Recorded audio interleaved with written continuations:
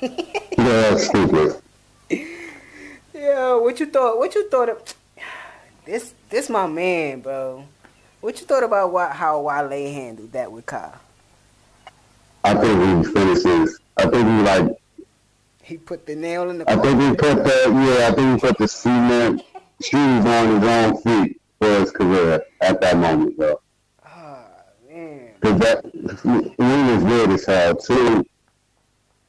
Like You know what's the main thing? He was on he was on the Joe Button podcast for a Patreon episode like a week before the awards, and he was explaining to them how he kept getting bad breaks at awards and how they treated him and shit. So why would you go to the awards and do that?